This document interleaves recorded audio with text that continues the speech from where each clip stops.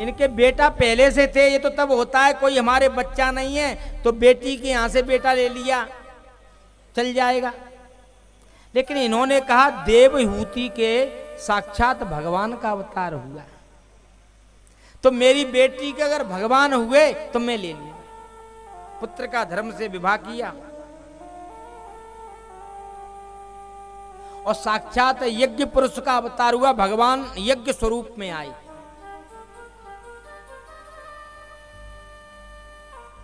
दक्षिणा भूते अंश भूतान पावनी, दक्षिणा के साथ विवाह हुआ। यज्ञ का विवाह दक्षिणा के साथ हुआ।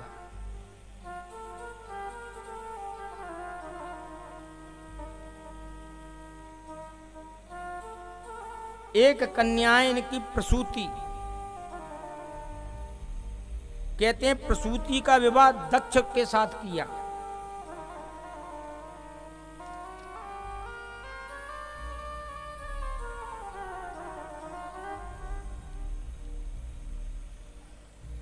और दक्ष से प्रसूति से 6 कन्या चोत्पादयामासा 60 कन्याएं हुई। धर्म को ऋषियों को सबको दी। एक कन्या का विवाह, सबके पुत्र पौत्र हुए, लेकिन एक कन्या का विवाह किया भगवान शिव के साथ, देवी सती। बोल लेकिन इनके कोई बेटा नहीं हुआ। विदुर जी कह रहे हैं महाराज क्या बात है। कस्तम चराचर गुरुम निर्वैरम शांत विग्रहम आत्मा रामम कथम देष्टि जगतो दैवतम महत्। बोले इनके बेटा क्यों नहीं हुआ।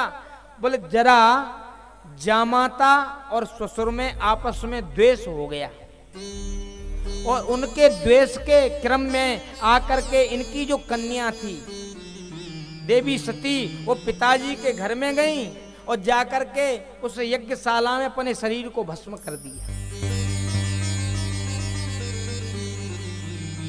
विदुर जी कह रहे हैं महाराज ये तो बड़ी विचित्र बात हो गई आपने बताइए। भाई कोई कन्या अपने पिता के घर में ही अपने शरीर को जला दिया।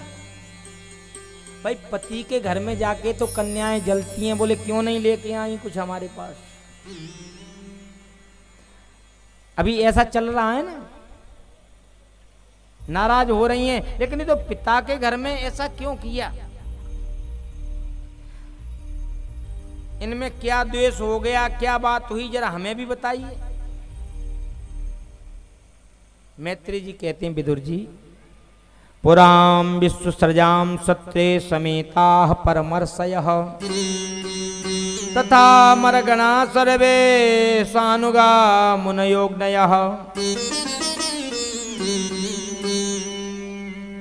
विश्व सृजा ने इनको प्रजापति का पद दिया। श्रीमान दक्ष को प्रजापति पद बना दिया। सारे प्रजा का अधिपति बना दिया। बहुत बड़ा पद मिल गया। और जब बड़ा पद मिलता है तो उनकी आंखें ऊपर को हो जाती हैं। अब इनका स्वागत सत्कार करना है। सारे देवता ऋषि महर्षि सुरर्षि सब विराजमान हैं। उस सभा में सम्मान करना है भाई प्रजापति का। प्रजापति आ रहे हैं, सबको देखते हुए चल रहे हैं। क्या देखते हैं ऐसे लोग।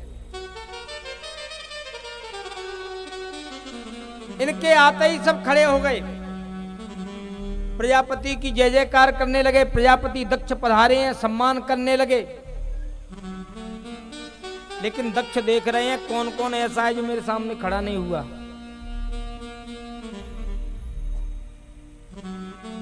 ब्रह्मा जी बैठे हैं, खड़े नहीं हुए। लेकिन ब्रह्मा जी इनके पिताएं चरणों में प्रणाम किया। भगवान शिव भी बैठे, वो ध्यानस्थ हो जाते हैं। जहां बैठते हैं भोले बाबा प्रभु के ध्यान में लीन हो जाते हैं। प्रभु श्री राम इनके हृदय में रहते हैं। बन्नऊ बाल रूप सोई राम, बालक रूप में प्रभु का ध्यान करते हैं। एक क्षण में सब भूल जाते हैं। दक्ष जी यहां से निकल के गए, ये भी खड़े नहीं हुए। इन्होंने सबको देखा। इन्होंने ब्रह्मा जी तो पिताजी हैं, लेकिन बताओ ये मेरे सामने खड़ा ही नहीं हुआ। शरीर में आग लग गई इनके। मैंने अपनी कन्या का विवाह इसके साथ किया,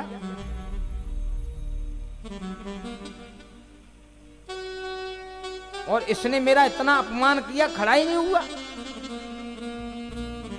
आकर के जब इन्हें पद दिया, नियम तो ये है कि जिसका पद मिल गया है उसे बाद में बोलना चाहिए। पहले लोग बताते क्या क्या है, ये पद इन्हें मिला है, इनका सम्मान करें, ऐसा करें। इसने कहा तुरंत माइक हमें दो। सबकी बोलती बंद, स्वयं खड़े हो गए। और मन में जो बात है, मेरे सामने ये मैंने अपनी कन्या का विवाह किया, खड़ा नहीं हुआ, तो मन में जो होता है वही निकलता है। श्रूयताम ब्रह्मर्षयो में सहदेवा सहाग्नय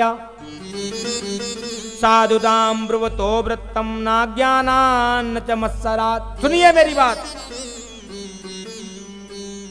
जितने भी यहां ब्रह्मर्षि, सुरर्षि, देवर्षि विराजमान है, देवता सब सुनिए मेरी बात।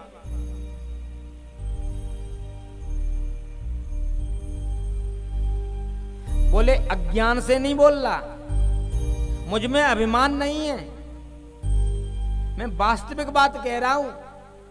क्रोध नहीं है मुझ में, जो चीजें होती हैं वही निकलती हैं। बोले ये लोकपालों में से स्थान दे दिया है, इसका आचरण कहीं से सही नहीं है, वेश भी इसका सही नहीं है। पाणिम विप्राग्न मुखता सावित्रा एवं साधुवत। और बताओ, मेरे पिताजी ने, ब्रह्मा जी ने कहा भाई इनके साथ अपनी बेटी का विवाह कर दो। मरकट लोचना बंदर के समान मुख वाले इसको मैंने अपनी बेटी दे दी। इसमें बुद्धि है ही नहीं, लुप्त क्रियाएं हो गई हैं, प्रेतों के साथ रहता है, शमशान में निवास करता है, चिता की भस्म धारण करता है। ऐसे करके भगवान शिव की निंदा करने लगा। ये अशिव है, नाम शिव रख दिया है, सबवत रहता है। ऐसे निंदा प्रारंभ की। हरिहर निंदा सुनई जो काना, ताहि पाप गोघात समाना। भगवान शिव, भगवान नारायण की निंदा सुननी भी नहीं चाहिए। ये निंदा कर रहे हैं, भोले बाबा को तो कुछ हुआ नहीं, तुरंत ही नंदीश्वर खड़े हो गए। बोले भोलेनाथ की निंदा करते, भोले बाबा ने रोका भी, रुक जाओ। दक्ष ने शाप देना प्रारंभ कर दिया। इसको लोकपाल पद से बहिष्कृत कर रहे हैं, अब लोकपाल पद पे ये नहीं रह सकते। इसके अनुयायी हैं, उनकी भी मुक्ति नहीं होगी। इतना सुनते ही इनके जो पक्ष के लोग थे बड़े तन रहे थे। नंदीश्वर ने कहा मुझ पे रुका नहीं जा रहा। बोले भगवान शिव की निंदा कर रहे हो जिस मुख से, वो मानव का मुख नहीं हो सकता है, तो बकरे जैसे बकबक कर रहे हो, जाओ बकरे का मुख हो जाए तुम्हारे। और शिव की निंदा में जो इस प्रकार से हंस रहे हैं उनके दांत टूट जाएं, मूंछों पे हाथ फिरा रहे हैं, दाढ़ी मूंछ समाप्त हो जाए। आपस में साप प्रतिसाप देना प्रारंभ किया। भोलेनाथ ने कहा यहां मेरा रुकना ठीक नहीं है, नंदीश्वर को लेके चल दिए। पूरी सभा का क्रम बिगड़ गया। विचारिए जरा, ये बात कहीं यहां हो जाती। ससुर ने अपमान किया होता जामाता का, तो घर में युद्ध मच जाता। तेरे पिता ने मेरा कितना अपमान किया है, छोड़ूंगा नहीं तुझे मैं। लेकिन भोलेनाथ आके इन्होंने देवी सती से कोई चर्चा नहीं की, कोई बात नहीं बताई। रामायण में बड़ा सुंदर प्रसंग आता है। ये तो हर समय भगवान की कथा में तत्पर रहते, कथा के चिंतन में रहते हैं। अरे एक बार त्रेता युग माही शंभु गए कुंभज ऋषि पाही। भोलेनाथ बोले हम कुंभज अगस्त ऋषि के आश्रम में जा रहे हैं, उनसे कथा श्रवण करेंगे प्रभु श्री राम। देवी सती साथ में बड़े प्रेम से इन्होंने जाकर के वहां कथा श्रवण की प्रभु श्री राम की,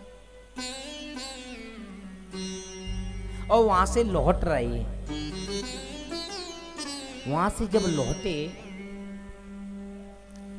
बीच में ही प्रभु राम का अवतार हो चुका है। उस समय वनवास का आदेश मिल गया है, वन में आके रह रहे हैं। वहां सीता जी का हरण रावण ने कर लिया, और प्रभु श्री राम रुदन कर रहे हैं।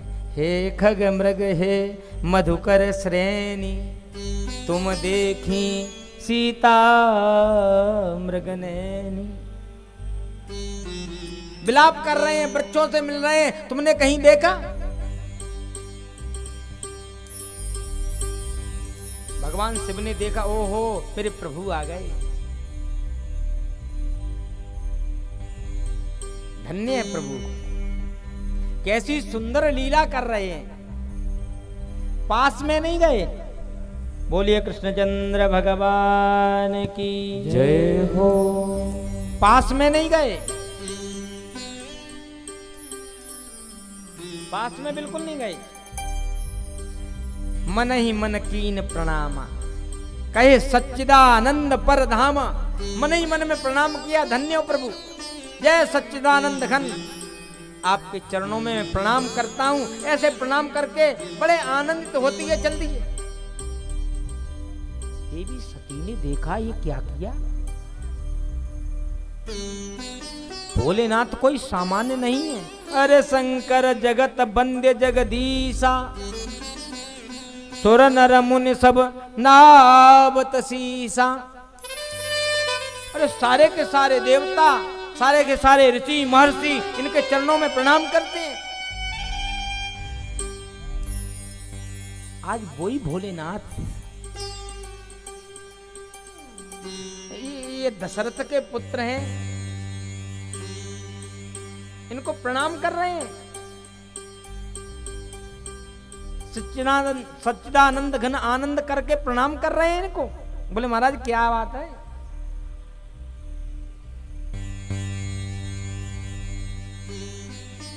बोले इनको आप प्रणाम कर रहे हो, कौन है आपको पता है? उन्होंने कहा मेरे प्रभु हैं। बोले नहीं, अरे ये तो दशरथ के पुत्र हैं, वनवास मिल गया है, वन में आए हैं, और यहाँ आपके ही भक्त रावण ने इनकी देवी सीता का हरण कर लिया है। सो रो रहे हैं बेचारे सीता के वियोग में। आप इन्हें प्रणाम कर रहे हो, मुझे जरा ठीक नहीं लगा। भोलेनाथ ने कहा कथा सुन के आई हैं प्रभु श्री राम की, और मैं कह रहा हूं, लेकिन मन में शंका।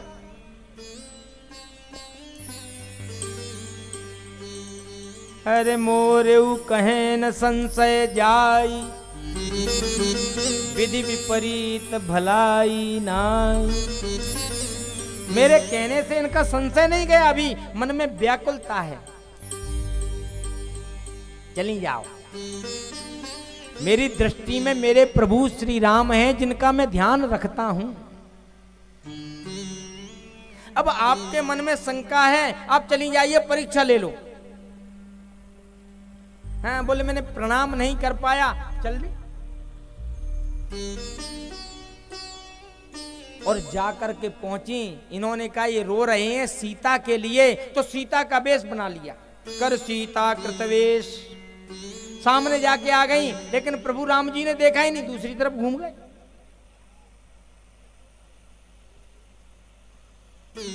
लक्ष्मण जी के सामने, लक्ष्मण जी भी कह रहे हैं प्रभु जी ये देवी सती अकेली घूम रही है। लक्ष्मण दी उमा कृत बेसा, वो भी कह रहे हैं तो देवी सती आ गई। इन्होंने कहा इस पूरी कहानी का पटाक्षेप करना ही पड़ेगा।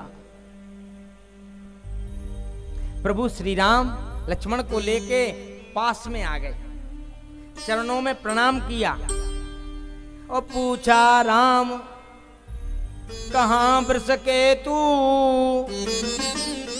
विपिन अकेले फिरो के हेतु। प्रभु श्री राम ने कहा, मां आप अकेली क्यों घूम रही हो, हैं? भोलेनाथ कहाँ हैं? जो इतनी बात कही, हालत खराब हो गई। ये तो बड़ी गलती हो गई, बड़ी भूल हो गई, अब क्या करें? वो बस ऐसे ही प्रणाम करते हुए वहां से चली आई। भोलेनाथ फिर ध्यान में तन्मय, जो पास में गई प्रणाम किया, बोले परीक्षा ले आई? बोले कैसी बात करते हो?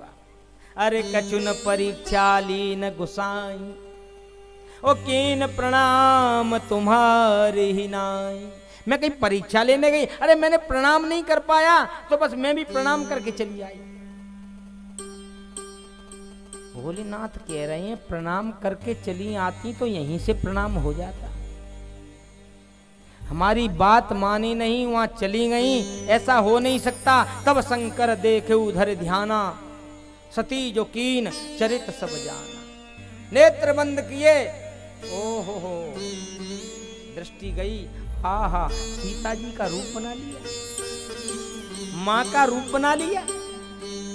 अरे जो अब करहूं सती सन प्रीति,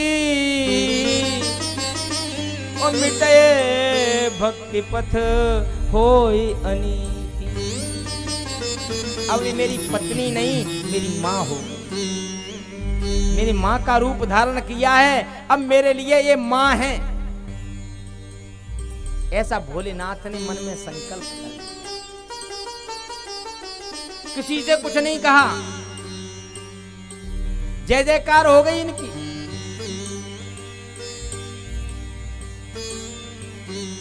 ऐसा तो भोलेनाथ आप ही कर सकते हो। पुष्प वर्षा हो रही है, देवी सती कह रही है क्या हुआ महाराज? बोले कुछ नहीं, बस देवताओं का तो काम है, जाने क्या क्या करते रहते हैं। आश्रम में आए, अपने स्थान पे आए, और वहां आके भोलेनाथ ने उसी समय नेत्र बंद किए, ध्यानस्थ हो गई। भोलेनाथ तो ध्यान में हैं। इधर श्रीमान दक्ष को प्रजापतियों का भी अधिपति बना दिया, एक पद और बढ़ गया। अब धीरे धीरे पद बड़ा होते हुए इन्होंने कहा अब मैं शिव को एक यज्ञ करता हूं, और यज्ञ करने का काम इतना है कि शिव को मैं यज्ञ से बाहर कर दूं। मैंने कह दिया है यज्ञ से बहिष्कृत करूंगा इनको, लोकपाल नहीं मानूंगा तो भी यज्ञ से बहिष्कृत करूंगा। बहुत बड़े यज्ञ का आयोजन कर दिया इन्होंने।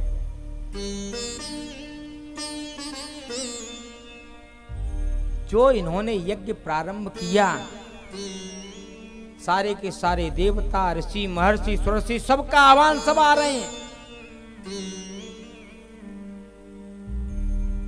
अब इनकी 60 तो बहनें हैं, 59 बहनें हैं, लंबा चौड़ा परिवार, सब आ रहे हैं। और देवता अपने विमान को, क्योंकि सबको पता है कि ये यज्ञ हो क्यों रहा है, तो जरा देखें शंकर जी के क्या हालचाल है, वहां क्या चल रहा है। तो अपने विमान को घुमा देते हैं कैलाश से। विमान चले जा रहे हैं। सती जी पूछ रही है कहाँ, आपके पास पत्र नहीं आया, चिट्ठी नहीं आई? अरे आपके पिताजी यज्ञ कर रहे हैं, हम वहीं जा रहे हैं। देवी सती कह रही हैं ऐसा हो नहीं सकता, मेरे पिता मेरे लिए पत्र न भेजें। और फिर आजकल डाकिया सही तरीके से पत्र देते भी नहीं है, इधर उधर हो गया होगा, साल भर बाद पत्र मिलते हैं, कोई मतलब नहीं। और अब क्या करें? भोले बाबा तो समाधि में लीन है, जरा समाधि खुल जाए, बहुत समय हो गया। ये सोच रही हैं, उसी समय भोलेनाथ के नेत्र खुल गए। अरे बीते सम्मत सहस्र 87 तजी समाधि शंभु अविनाशी। 87,000 वर्ष हो गए। नेत्र खोले, राम नाम शिव सुमिरन लागे, जाना सती जगतपति जागे। ओहो, भोलेनाथ जग गए, बड़ी प्रसन्नता की बात है। जाए शंभु पद बंधन कीना, चरणों में बंधन किया। लेकिन भोलेनाथ प्रतिज्ञा कर सके हैं 87,000 वर्ष पहले ही, ये मां है मेरी, अब पत्नी नहीं। तो सन्मुख शंकर आसन दीना, मां का स्थान सामने होता है, सामने आसन डाल दिया। पूछ रहे हैं क्या बात है? उन्होंने कहा ऐसा है प्रभु, आपकी समाधि खुल गई, बड़े आनंद की बात है। और आपके ससुर साहब ससुरस्ते, ये नहीं कहा मेरे पिताजी, बोले आपके ससुर साहब यज्ञ कर रहे हैं। ये सारे के सारे देवता वगैरह विमानों से जा रहे हैं, वो यज्ञ में ही जा रहे हैं उनके, और आप समाधि में थे। अब हम लोग भी यज्ञ में चलेंगे, हैं आपके ससुर के यहाँ यज्ञ हो रहा है, चलना है हम सब। भोलेनाथ ने कहा कोई पत्र आ गया है, लेटर आ गया है कि नहीं? बोले पत्र वत्र तो कुछ आया नहीं, भूल गए होंगे, अब किन किन को दें, क्या क्या करें, बड़ा काम है। अभी तक भोलेनाथ ने बात नहीं कही, लेकिन आज कहा देखिए देवी सती, ये यज्ञ नहीं है, ये यज्ञ से मुझे बाहर करने का कार्य हो रहा है और कुछ नहीं। आज सारी बातें बताई, ऐसे ऐसे ये प्रजापति पद हुआ, मैं तो ध्यानस्थ था, इन्होंने जाने कितनी मुझे गालियां दी, और यज्ञ से मुझे बहिष्कार कर दिया, इनको यज्ञ में रखेंगे ही नहीं। तो मुझे बाहर करने का कार्य हो रहा है और कुछ नहीं हो रहा। अदे जदपि विरोध मान जहां कोई, तहां गए कल्याण न होई। बोले जहां कोई विरोध कर रहा है उस जगह पे जाना ठीक नहीं होता। वैसे तो ये है कि पुत्री के लिए लेटर ना आए तो भी जा सकते हैं, लेकिन यहाँ बात लेटर की नहीं है, यहाँ तो बात ये है कि मुझे ही बाहर छेकने के लिए यज्ञ हो रहा है, तो कैसे चला जाऊं? जो इतनी बात सुनी मन में सोच रही है, ओहो मुझे पता ही नहीं था कि मैं तो जा सकती हूँ। देखो मुझे जाने की आज्ञा दो, सोच रही है मैं जाके पिताजी को समझाऊंगी, ऐसा करते हैं। आप जामाता से द्वेष कर रहे हो, अनर्थ हो जाएगा, मैं समझाऊंगी उनको जाके। आपस की लड़ाई को मिटाना भी जरूरी है। बोले मुझे तो जाने की आज्ञा दो प्रभु। बोले नहीं मान रही हो, चलो चली जाओ, मैं मने नहीं कर सकता, लेकिन जाना ठीक नहीं है। इन्होंने कहा नहीं मैं तो जाऊंगी, चली जाओ। कुछ अपने गढ़ भेज दिए, भाई इनको लेकर के चले जाओ। बोले तुम्हारे कपड़े लत्ते जो भी है ना सब अपने साथ रख ले जाओ, क्योंकि इन्हें पता है अब ये लौट के आने वाली नहीं है। प्यार से बोलो जय श्री राधे। अभी आवाज नहीं आई, कुछ बगल वाले सो रहे हैं, वो भी जग जाएं, जोर से बोलो जय श्री राधे, जय श्री राधे। हाँ, क्योंकि बड़ी सुंदर कथा है, श्रवण योग्य बात है।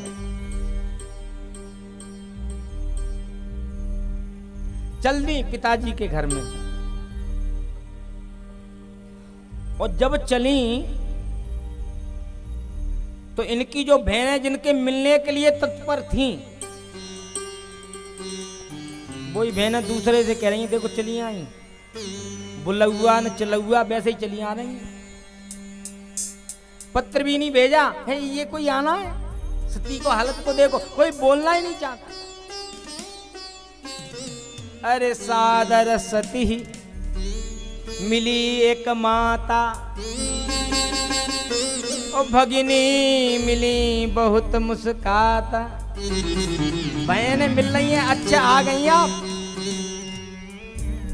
अकेली कैसी चली आई? अब सोच रही हैं, बताओ मैंने गलती कर ली। माँ बड़े प्रेम से मिली, बेटी तू सही आ गई, मैं कितना चाहती थी तू आ जाए। सब बातें बताई लेकिन कुछ नहीं।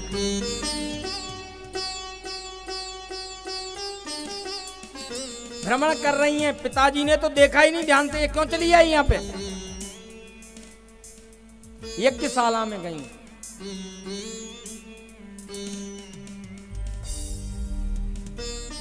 वहां भी भोलेनाथ का कहीं भाग नहीं है। अरे तब चित चढ़ेऊ जो शंकर कहेऊ, पति अपमान हृदय अति दहेऊ। बोले भोलेनाथ ने सही कहा था, ये तो यहाँ बड़ी गलतियों पे गलतियां हो रही हैं। जाके देखा कहीं भी उनका स्थान नहीं है। सती जाए जब देखे हुए आगा, कतऊ नदी खसम कर भागा।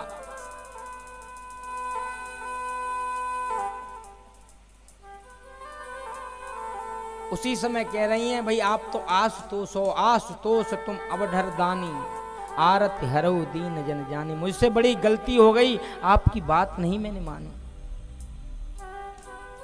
उसी समय खड़ी हो गई, बोले यहां जितने भी लोग बैठे हैं, शिव निंदा में जिसने जितना भाग लिया है, इसी यज्ञ में जितने लोग जैसे आए हैं, सबको दक्षिणा मिलेगी।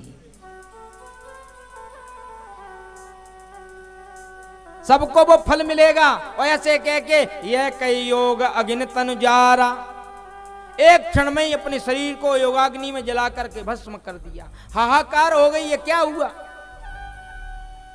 भगवान शिव के गण आए, यज्ञ को भंग करने लगे, रिभुगण पैदा कर दिए, उनको भगा दिया। लेकिन इधर बेतार के तार हैं नारद बाबा। बोलिए कृष्णचंद्र भगवान की। भोलेनाथ के पास पहुंच गए, बोले ऐसी ऐसी बात हो गई। देवी सती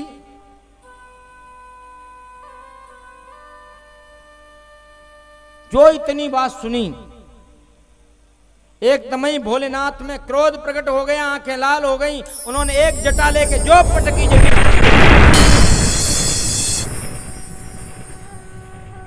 उसमें से दिव्य गण पैदा हो गए भोलेनाथ की। बोले जाकर के भस्म कर दो।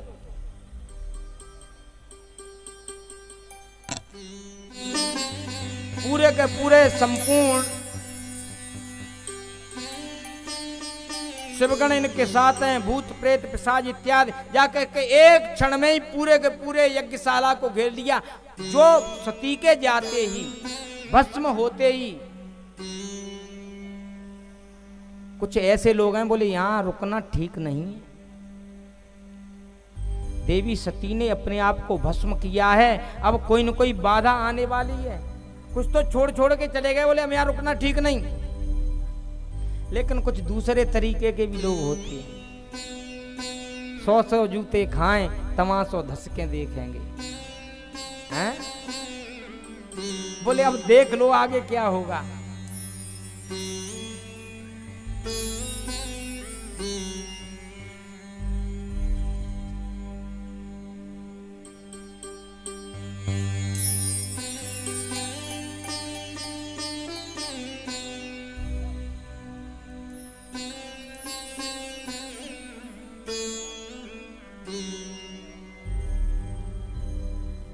आकर के संपूर्ण शिव के सैनिकों ने पूरे के पूरे यज्ञ को घेर लिया। कोई जान पाए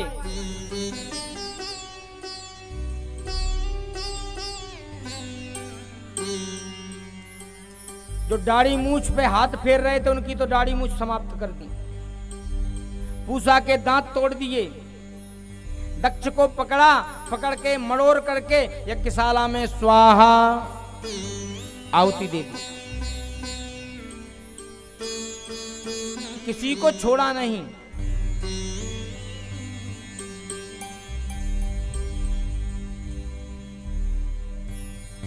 पूरे के पूरे यज्ञ को भस्म कर करके भगवान शिव के गण प्रभु के पास आए, सारी बातें बताई, लेकिन यज्ञ भंग हुआ है। यज्ञ की रक्षा के लिए ही भगवान अवतार लेते हैं। यहां भगवान नारायण यज्ञ में नहीं आए, ब्रह्मा जी यज्ञ में नहीं आए। बोले यज्ञ का कार्य ही होता है, लोगों की शांति के लिए यज्ञ किया जाता है। यहां अशांति के लिए यज्ञ का संपादन कर रहे हैं तो आए नहीं। आज ब्रह्मा जी सारे देवता मिलकर के प्रभु की शरण में गए। बोले भोलेनाथ की शरण में जाओ।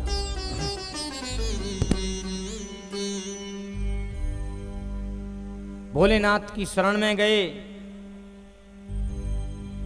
दिव्य स्तवन कर रहे हैं, भोलेनाथ हम पे कृपा करो।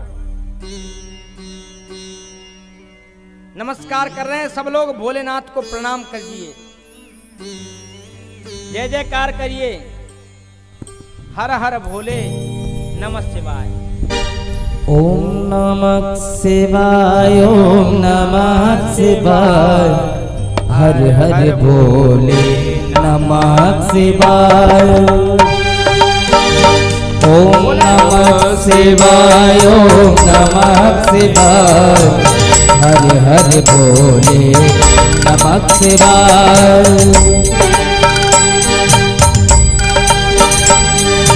गंगाधरा शिव गंगाधरा, हर हर भोले नमः शिवाय। शिव गंगाधरा, हर हर भोले नमः शिवाय। गंगाधरा शिव गंगाधरा, हर हर भोले नमः शिवाय। गंगाधरा शिव गंगाधरा, हर हर भोले नमः शिवाय। ओम नमः शिवाय, ओम नमः शिवाय, हर हर भोले नमः शिवाय। नमः शिवाय, ओम नमः शिवाय, हर हर भोले नमः शिवाय।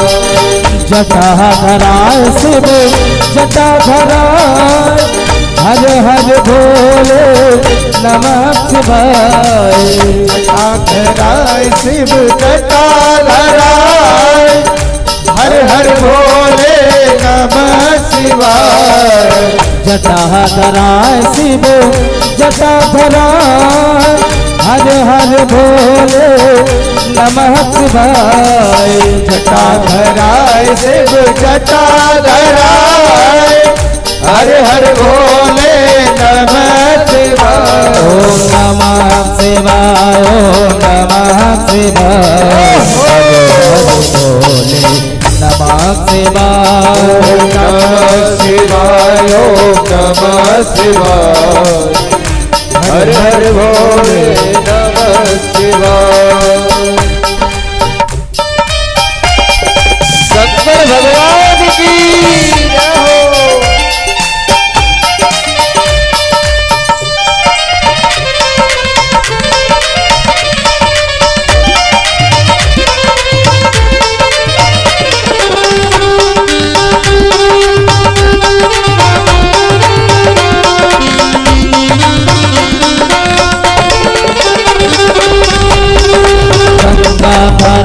शिव गंगाधरा, हर हर भोले नमः शिवाय। गंगाधरा शिव गंगाधरा, हर हर भोले नमः शिवाय। गंगाधरा शिव गंगाधरा, हर हर भोले नमः शिवाय। गंगाधरा शिव गंगाधरा, हर हर भोले नमः शिवाय। ओम नमः शिवाय ओम नमः शिवाय। हर हर भोले नमः शिवाय। ओम नमः शिवाय ओम नमः शिवाय। हर हर भोले नमः शिवाय। ओम नमः शिवाय ओम नमः शिवाय। हर हर भोले नमः शिवाय। ओम नमः शिवाय ओम नमः शिवाय। हर हर भोले नमः शिवाय। शंकर भगवान की जय हो। सभी लोग ताली बजाते हुए आइए।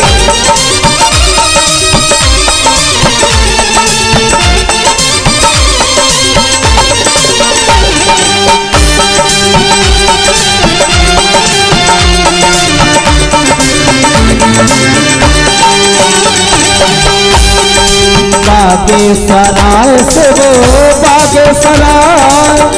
हर हर भोले नमः शिवाय। बागेश्वराय शिव बागेश्वराय। हर हर भोले नमः शिवाय। बागेश्वराय शिव बागेश्वराय। हर हर भोले नमः शिवाय। बागेश्वराय शिव बागेश्वराय। हर हर भोले नमः शिवाय। नमः शिवाय नमः शिवाय। हर हर भोले नमः शिवाय। नमः शिवाय नमः शिवाय। हर हर भोले नमः शिवाय।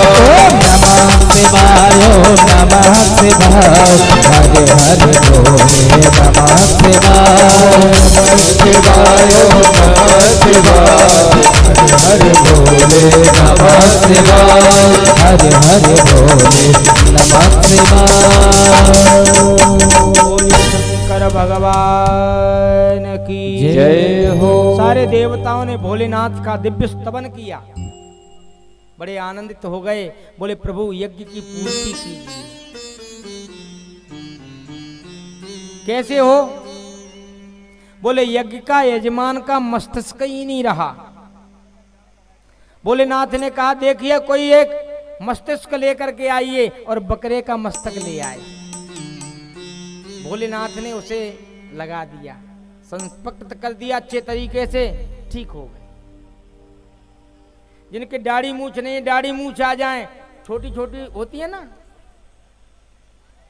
छोटी छोटी दाढ़ी आ जाती है, यहाँ पास में रख लेते हैं, उनके उतनी दाढ़ी आ गई, इतने से ही काम चलाओ।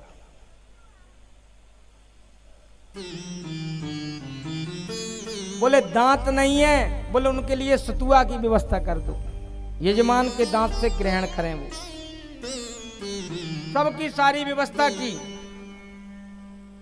अब श्रीमान दक्ष के बकरे का मुख लग गया। आपने देखा है ना, भोलेनाथ के पास जाके करते हैं हर हर, इससे भोलेनाथ प्रसन्न हो जाते हैं, क्योंकि ऐसे ही उन्होंने प्रार्थना की। बोल तो कुछ सकते नहीं। देवी पार्वती थोड़ा लज्जित हो जाती हैं। हमारे अगर पिताजी ऐसा भाव नहीं लाते तो बकरे का मुख नहीं लगता। लेकिन भोलेनाथ इससे प्रसन्न हो जाते हैं, आनंदित हो जाते हैं। यज्ञ की पूर्ति की। श्रीमान मैत्रेय जी कहते हैं विदुर जी, इस कारण से देवी सती के कोई बालक नहीं हुआ। दूसरे जन्म में जाके देवी पार्वती बनी। फिर भोलेनाथ की कृपा, भोलेनाथ जी के साथ इनका विवाह हुआ। प्रभु श्री राम ने ही प्रार्थना की, महाराज अब विवाह कर लो, तारकासुर की कल्याण उस पुत्र के द्वारा ही होगा। वो सारी प्रक्रियाएं अलग अलग तरीके से होती हैं। लेकिन विदुर जी कह रहे हैं प्रभु बड़ी सुंदर लीला आपने श्रवण कराई, परम आनंद को प्राप्त हुए। लेकिन अभी ये कन्याओं की बात हुई है। कन्याओं के वंश वंशावली का वर्णन मैंने आपसे श्रवण किया। इनके पुत्र भी तो हैं, जरा इनके वंश के विषय में मुझे बताइए। प्रियव्रतोत्तान पादौ शतरूपापते सुतौ वासुदेवस्य कलया रक्षायाम जगत स्थितौ। बोले प्रियव्रत और उत्तान पाद